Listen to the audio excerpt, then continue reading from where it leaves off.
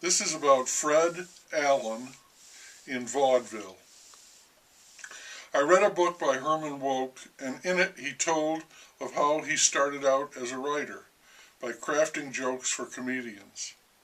As a result of that, he got a job writing comic material for FredAllen, who was a big star on the radio at that time. Wouk said some positive things about Allen and mentioned that he had gone back and read a book by him, Treadmill to Oblivion, which he found to be hilarious. I liked that title, and so I logged into the library catalog and requested the book. They had it, but it was not in circulation. It was listed as a reference copy. Disappointed, I ordered up another book he wrote, Much Ado About Me, not as catchy a title. Allen, born John Sullivan, turned out to be a most interesting person. Though it's true that he had been a big star on the radio, I had not heard of him. And I don't think that anyone who was listening to this will have known of him either. Time moves on and sweeps up unceremoniously most of the past into one big homogeneous heap, oblivion. Allen's father put him to work at an early age, 14, in a library and then a hardware store.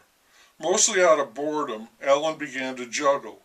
He studied the work of jugglers and copied their tricks, and at a little impromptu show for employees, he did a bit of it, and someone cried out, "You should be on the stage."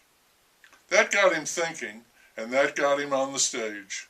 He could make $60 in 2 weeks, he wrote, and have more fun in theaters in those 2 weeks than anyone ever had in a hardware store in a lifetime. He joined the group of small-timers and what were called coastal defenders who scrapped for any bookings they could get in the Boston area. He was nearly always one show away from having to get a job when he decided to go all in and head for New York. My arrival in New York created as much commotion as the advent of another flounder in the Fulton fish market, he wrote. It was a very rough, unforgiving life. There is no living creature more forlorn, more desolate, and more pitiful than a vaudeville actor who is sick in a strange city. That's how he put it. And yet it was the life he chose. Allen was brave and determined not to fall into the trap of a regular job, and above all, he was enterprising. He was all about self-improvement, adding something to his value on stage. He booked on for a tour in Australia, and having time on his hands, decided to improve his act with new jokes, and that meant he'd do some writing. In order to do that, he started reading Dickens and Twain. He was always working on his act. He kept up the juggling, worked on some ventriloquism, did a little strumming on the old banjo, and more every summer when I went home to live with my Aunt Lizzie in Dorchester. I tried to accomplish something that would help me in the theater. That included learning to play, not just strum, the banjo, playing clarinet, voice lessons, and a class at Boston University in vocabulary and public speaking. Allen was continually shaping, refining, and rebuilding his act, sometimes alone as a comic monologist, other times with a partner. He developed a sense of what makes an act work. At the outset, he had to book himself into shows. He'd audition in an office. A producer would say, "Okay, I can use you, you're in." After some time, producers sought him out, and he got an agent.